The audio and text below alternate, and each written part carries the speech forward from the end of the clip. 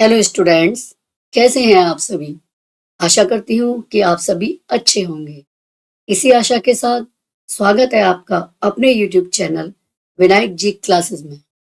मैं सोनाली, आपकी science teacher, आपके लिए साइंस का वेस्ट मटेरियल लेकर के आई हूँ। तो बच्चों, पिछले दो वीडियोस में हमने कक्षा 8 का अध्याय 1 फसल उत्पादन एवं प्रबंध के विषय में पढ़ा था। उसी क्रम में हम आगे बढ़ते हुए आज के टॉपिक लेकर के आए हैं। बच्चों, इस वीडियो को आप एंड तक जरूर देखिए, क्योंकि जब आप इसे एंड तक देखेंगे तभी आप इसे अच्छे से समझ पाएंगे और इसका पूरा फायदा उठा पाएंगे। और अगर आपको ये वीडियो पसंद आए तो प्लीज इस वीडियो को लाइक कीजिए, अपने फ्रेंड्स के बीच शेयर कीजिए और मेरे इस चैनल को सब्सक्राइब कीजिए। चलिए शुरू करते हैं आज का टॉपिक।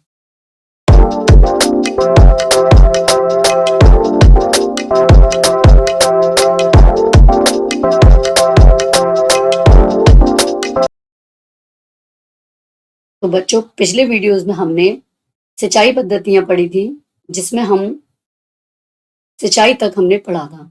आज अगली कृषि पद्धति लेते हैं हम खरपतवार से सुरक्षा। हमारी अगली है खरपतवार से सुरक्षा। तो खरपतवार से सुरक्षा जानने के लिए सबसे पहले हम जानते हैं कि खरपतवार क्या होती है। खरपतवार फसल के साथ उगे अवांछित पौधे, फसल के साथ उगे अवांछित पौधे खरपतवार कहलाते। अवांछित पौधे मतलब जिनकी हमें आवश्यकता नहीं है, जो हमारे लिए बेकार हैं। वो पौधे जब हमारे फसलीय पौधों के बीच बीच में उगाते हैं तो हम इनको खरपतवार कहते हैं। खरपतवार हटाना बहुत आवश्यक है, तो खरपतवार हटाने को हम निराई कहते हैं। खरपतवार हटाने को हम क्या कहते हैं? निराई। अभी हमने ये तो कहा कि खरपतवार हटाना आवश्यक है, लेकिन ये क्यों आवश्यक है, क्यों जरूरी है हम इसको हटाएं? तो देखिए, खरपतवार क्या करते हैं, हमारे जो फसलीय पौधे होते हैं, जो फसल वाले पौधे होते हैं, तो ये फसलीय पौधों से स्पर्धा करने लगते हैं जल के लिए, पोषक के लिए, जगह के लिए और प्रकाश के लिए। मतलब हमारे फसलीय पौधों का जल, पोषक, प्रकाश और जगह, ये उनके साथ साथ लेने लगते हैं, उनसे बहस करने लगते हैं। तो जब ये उनसे ये सब चीजें लेंगे तो उनकी वृद्धि प्रभावित होती है। क्या होता है? उनकी वृद्धि पर इसका फर्क पड़ता है, उसकी वृद्धि प्रभावित होती है। इसलिए इस खरपतवार को हटाना बहुत जरूरी है, वरना हमारे फसलीय पौधे कमजोर रह जाएंगे। दूसरा, ये कटाई में बाधा डालते हैं। दूसरा इनसे नुकसान क्या है कि ये कटाई में बाधा डालते हैं। और ये कुछ खरपतवार मनुष्य के लिए विषैले भी हो सकते हैं। जब विषैले होंगे तो हमें नुकसान पहुंचाएंगे। और दूसरा, कटाई के बीच बीच में ये उगे रहेंगे। जब हम अपने फसलीय पौधों को काटने आएंगे तो या तो इन्हें भी काटना पड़ेगा हमें, और इन्हें काटना पड़ेगा तो ये हमारी फसल के साथ मिक्स हो जाएंगे, जो हमें बाद में दिक्कत देंगे। इसलिए हमको इस खरपतवार को हटाना बहुत जरूरी है।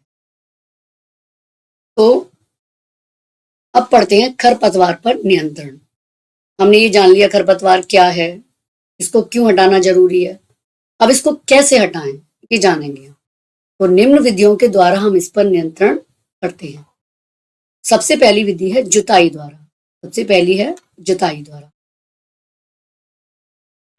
जब हमने जुताई पढ़ी थी तो हमने तभी भी ये बात आई थी कि जुताई जब होती है खेत में तो मिट्टी को उसमें पोला किया जाता है, उल्टा पलटा जाता है। तो उलटने पलटने और पोला करने से जो अवांछित पौधे हैं ये स्वतः ही हट जाते हैं, स्वतः ही नष्ट हो जाते हैं। तो हमने एक तो इस जुताई के द्वारा खरपतवार को हटाया, दूसरा हाथ से उखाड़ कर भी इसको हटाते हैं, और तीसरा खरपतवार नाशी के छिड़काव द्वारा। ये खरपतवार नाशी क्या होते हैं? ये कुछ केमिकल होते हैं, रसायन होते हैं, जिनका हम छिड़काव करते हैं और छिड़काव के द्वारा जो अवांछित पौधे हैं वो नष्ट हो जाते हैं, लेकिन इस छिड़काव का हमारे फसलीय पौधों पर कोई भी प्रभाव नहीं पड़ता। तो ये खरपतवारनाशी क्या है? ये एक रसायन है, रसायन है, रसायन। इसका उदाहरण है 2,4-D। ये खरपतवारनाशी, कहीं पूछा जा सकता है किसी खरपतवारनाशी का नाम बताइए, तो 2,4-D। इसको हम खरपतवारनाशी रसायन को हम पानी में मिक्स करके और वो देते हैं, पानी में मिक्स करके इसका छिड़काव स्प्रे के रूप में किया जाता है। ये चित्र में देखिए, ये किसान है और ये एक स्प्रे के माध्यम से ये खेतों पर ये इसका छिड़काव कर रहा है। और लेकिन इन खरपतवारनाशी का जो छिड़काव करते हैं हमें बहुत सावधानी से करना होता है। ये देखिए किसान ने मुंह बांधा हुआ है, इसको हम मुंह बांध के और अपने हाथों में ग्लव्स पहन के अच्छे से करते हैं, क्योंकि ये खरपतवारनाशी का जो स्प्रे है ये हमारे शरीर को नुकसान पहुंचा सकता है, इसीलिए इसको बहुत केयरफुली इसका छिड़काव किया जाता है। इस तरीके से हम खरपतवार का नियंत्रण इन तीनों विधियों के द्वारा किसी भी विधि से हम कर सकते हैं। अब इससे अगला कृषि पद्धति है हमारी कटाई। इससे अगली है हमारी कटाई। अब खेत मान लीजिए फसल हमारी पक गई, तैयार हो गई, तो अब उसको हम कैसे कटाई करेंगे? तो फसल पकने के बाद उसे काटना ही कटाई कहलाता है। इसको भी हम कई तरीके से काटते हैं, या तो खींचकर उखाड़ देते हैं, खींचकर उखाड़ेंगे तो जड़ सहित उखाड़ देंगे उसको, और या फिर धरातल के पास से उसको हम काटते हैं। धरातल के पास से काटने के भी कई तरीके होते हैं। सबसे पहले दराती से। ये देखिए दराती का चित्र है, इसको जो दराती है ये हाथ से पकड़ के, और ये दराती होती है, यहाँ पर ये नुकीली होती है, ये यहाँ पर दांते दांते से होते हैं, ये दांते दांतों के द्वारा ये फसल को हाथ से काटा जाता है। तो दराती द्वारा जो कटाई होती है ये कटाई होती है हाथ से, हाथ से। और दूसरी है मशीन से। जब फसल को मशीन से काटा जाता है, और जो फसल काटने की मशीन है वो हार्वेस्टर कहलाती है। फसल काटने की मशीन का नाम क्या है? हार्वेस्टर। ये कटाई के लिए यूज होती है। अब फसल हमने काट ली, अब आगे आती है कि काटी गई फसल से हमें बीज और दानों को भूसे से अलग करना है। भाई हम पूरी फसल काट लाई, लेकिन हमें तो पूरी फसल से काम थोड़ी है, हमें तो केवल बीजों और दानों से काम है। तो बीजों और दानों को भूसे से अलग करना जरूरी है, और इस क्रिया को हम थ्रेसिंग कहते हैं। क्या कहते हैं? इस क्रिया को हम थ्रेशिंग कहते हैं, थ्रेशिंग। पहले हार्वेस्टर से काटा जाता था, फिर उसको थ्रेशिंग मशीन से भूसे से अलग किया जाता था। अब यह कार्य कॉम्बाइन मशीन के द्वारा किया जाता है। अब आजकल ये कार्य किसके द्वारा किया जाता है? कॉम्बाइन मशीन के द्वारा। कॉम्बाइन मशीन क्या है? ये हार्वेस्टर और थ्रेशर का संयुक्त रूप है। ये देखिए इसमें कॉम्बाइन मशीन का ये फोटो दिया हुआ है। ये कॉम्बाइन मशीन है, ये हार्वेस्टर और थ्रेशर का संयुक्त रूप है। इसी से कटाई होती है, और कटाई के बाद इसी से फिर दानों को भूसे से अलग कर लिया जाता है। और जो छोटे किसान होते हैं वो फटक कर भी इन दानों को भूसे से अलग कर लेते हैं। और ये अनाज के दानों को फटक कर अलग करने की क्रिया ये विनोइंग कहलाती है। फटकना या विनोइंग करना। अब हमारा फसल पद्धतियों में ही अगला हमारा स्टेप आता है भंडारण। अगला स्टेप आता है हमारा भंडारण। तो देखिए अब ये फसल के दानों को अधिक समय तक हमें संभाल के रखना है। पूरी साल इसी से भोजन चलेगा, बीज की जरूरत होगी तभी यही अनाज काम आएगा। तो इन जो फसल के दानों को हमें नमी, कीट और सूक्ष्म जीवों से बचाना होगा इनको। तो फसल के दानों को अधिक समय तक नमी, कीट एवं सूक्ष्म जीवों से सुरक्षित रखना, ये सब भंडारण के अंतर्गत आता है।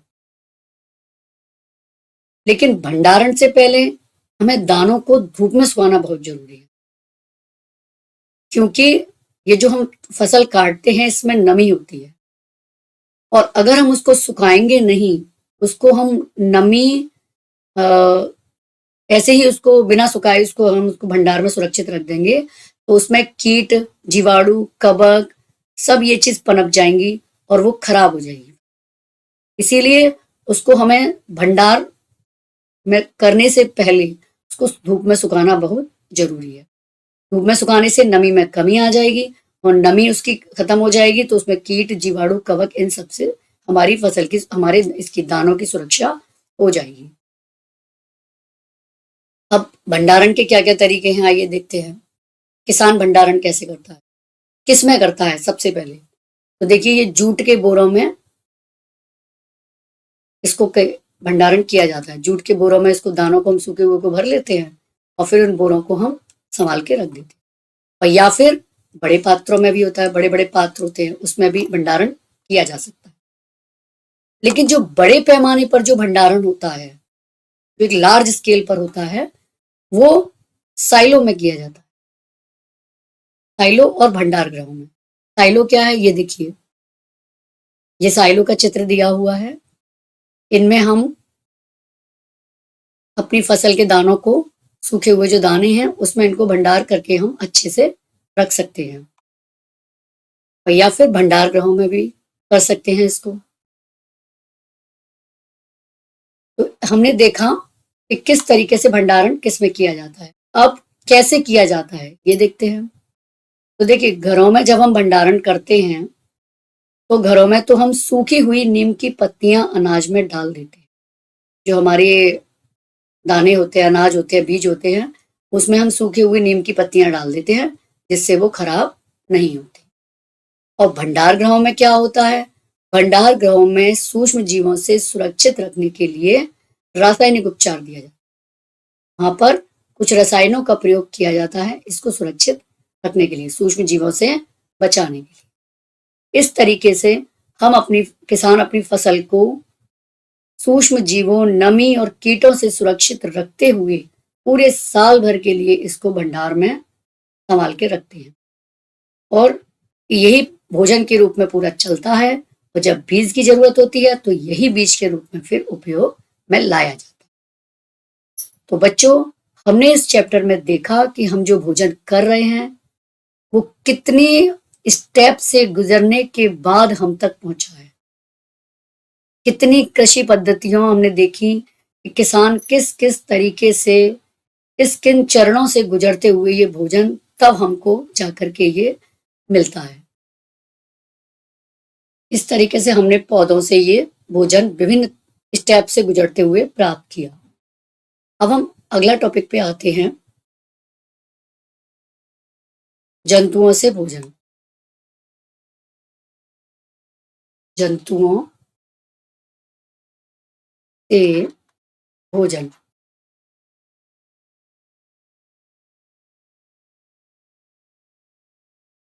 बच्चों, जैसा कि हम जानते हैं कि पौधों के साथ साथ जंतुओं से भी हम भोजन लेते हैं। जैसे दूध, दूध आप सब जानते हैं किस किस से लेते हैं, गाय से, भैंस से, बकरी से, इन सब से हम दूध लेते हैं।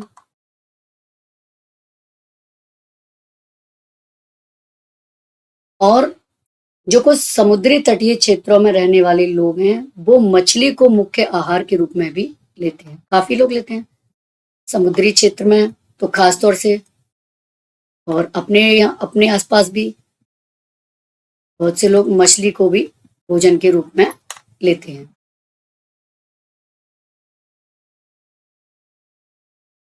मछली को भी भोजन के रूप में लेते हैं। इस प्रकार भोजन के लिए विभिन्न जंतुओं को पाला भी जाता है। इसके फार्म भी चलाए जाते हैं घरों पर या फार्म पर। तो फार्म पर पालने वाले पालतू पशुओं को उचित भोजन, आवास एवं देखभाल की आवश्यकता होती है, और जब ये कार्य बड़े पैमाने पर किया जाता है तो हम इसको पशुपालन कहते हैं। पशुपालन क्या क्या बताया पशुपालन में? पशुपालन में जब हम इन पालतू पशुओं को उचित भोजन, आवास और देखभाल के साथ बड़े पैमाने पर पालते हैं। उचित भोजन,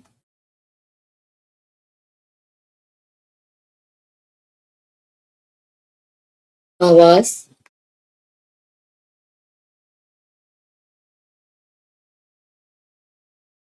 एवं देखभाल, एक भाल के साथ बड़े पैमाने पर, साथ बड़े पैमाने पर।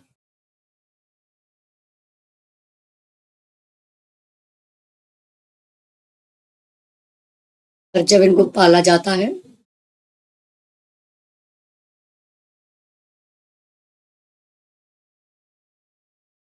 जाता है तो हम इसको क्या कहते हैं? पशुपालन। तो भोजन के लिए पौधों पे भी निर्भरता हमने देखी और जंतुओं से भी हमें भोजन प्राप्त होता है। मछली स्वास्थ्य के लिए अच्छा आहार है। मछली से कॉड लिवर तेल मिलता है, जिससे विटामिन डी अधिक मात्रा में होता है। मछली से हमको क्या मिलता है?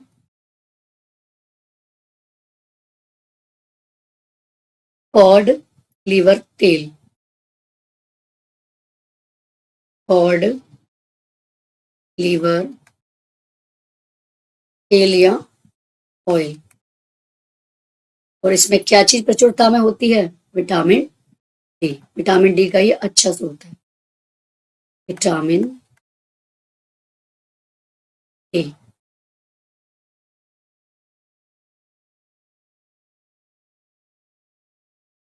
बच्चों ये चैप्टर हमारा यहीं पर पूरा हुआ और नेक्स्ट वीडियो में हम इसके प्रश्न उत्तर पर चर्चा करेंगे और इसके प्रश्न उत्तर देखेंगे में क्या प्रश्न उत्तर हैं। आशा करती हूँ कि आपको ये वीडियो पसंद आया होगा और अगर पसंद आया है तो प्लीज इस वीडियो को लाइक कीजिए, अपने फ्रेंड्स के बीच शेयर कीजिए जिससे वो भी इसका लाभ उठा सकें और मेरे इस चैनल को सब्सक्राइब कीजिए। ठीक है बच्चों, नेक्स्ट वीडियो में मिलते हैं। तब तक के लिए बहुत बहुत धन्यवाद।